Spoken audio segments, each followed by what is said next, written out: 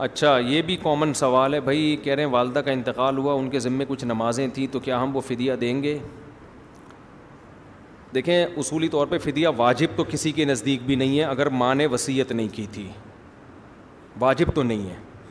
یہ تو ہو گیا اصولی جواب. اس کے بعد عام طور پر جو جواب دیا جاتا ہے کہ اولاد اگر اپنی خوشی سے دے دے تو بہت اچھی بات ہے، یہ جواب دیا جاتا ہے. لیکن میرا طرز یہ جواب کا نہیں ہے. اس کی وجہ یہ ہے کہ 20 30 سال کی نمازیں والدین کے ذمے ہوتی ہیں، پوری وراثتیں اس فدیے میں چلی جاتی ہیں. اب ہمارے ہاں اکثر علماء ترغیب تو دے دیتے ہیں کہ اولاد کو چاہیے کہ وہ اپنی خوشی سے فدیہ دے دے. اب اولاد سوچتی ہے کہ اگر ہم نے نہیں دیا تو ماں باپ کو عذاب ہوگا، دے دیا تو عذاب ان سے ٹل جائے گا. اب ظاہر ہے کوئی بھی اولاد یہ نہیں چاہتی کہ ماں باپ کو کیا ہو، عذاب ہو، تو عملاً وہ واجب ہی سمجھ رہے ہوتے ہیں. یعنی اخلاقی طور پر وہ بوجھ تلے آ جاتے ہیں کہ یار دینا تو ہے، ٹھیک ہے نہیں دیں گے گناہ نہیں ہوگا، لیکن ماں باپ کو ہم جلتا دیکھیں اور ماں باپ کے ذمہ اتنی نمازیں ہوں. نتیجہ کیا نکلتا ہے کہ 20 30 سال کی نمازوں میں ٹھیک ٹھاک رقم جاتی ہے، اور یہ شریعت کی منشا ہے نہیں. اسلام چاہتا ہے کہ وراثت کس میں تقسیم ہو، اولادوں میں. تبھی تو ماں باپ کو حکم دیا کہ آپ صدقہ بھی نہ کریں اتنا کہ اولاد محروم ہو جائے.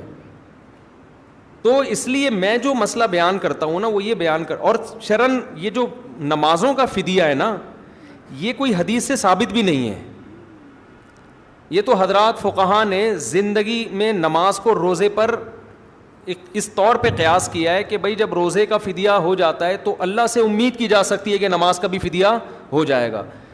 تو ایک تو یہ ویسے قیاس ہے، لیکن یہ ہے زندگی میں کوئی اپنی خوشی سے دینا چاہے، پھر موت کے بعد تو وہ سلسلہ بھی ختم ہو گیا، تو یہ قیاس در قیاس ہو جائے گا. تو اس لیے میرا جو طریقہ ہے اس میں وہ یہی ہے کہ بھائی انہوں نے وصیت اگر نہیں کی، وصیت کی ہے تو 1/3 کے اندر سے پھر تو واجب ہے دینا.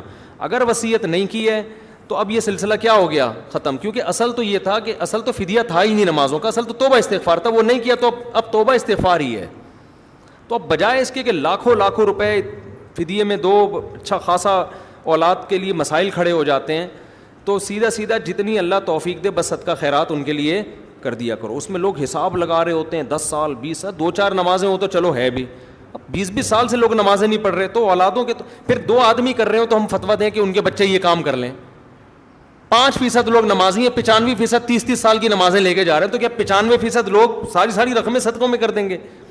تو یہ کچھ چیزیں ایسی ہوتی ہیں پریکٹیکل لائف میں، جب آدمی آتا ہے نا تو وہ کہتا ہے یار یہ مارکیٹ میں چلنے والا حساب کتاب نہیں ہے، اس سے لوگ الجھن میں آ رہے ہیں. اگرچہ بہت سے علماء کہتے یہی ہے کہ ترغیب ہے بھائی کر لو، اچھی بات ہے، فرض نہیں ہے لیکن کر لو. میں ترغیب بھی نہیں دیتا کہ بس اب ختم ہو گیا ان کا سلسلہ، انہوں نے توبہ بھی نہیں کی، انہوں نے فدیہ بھی نہیں دیا، تو اب ان کے لیے توبہ ہے، توبہ استغفار کرو.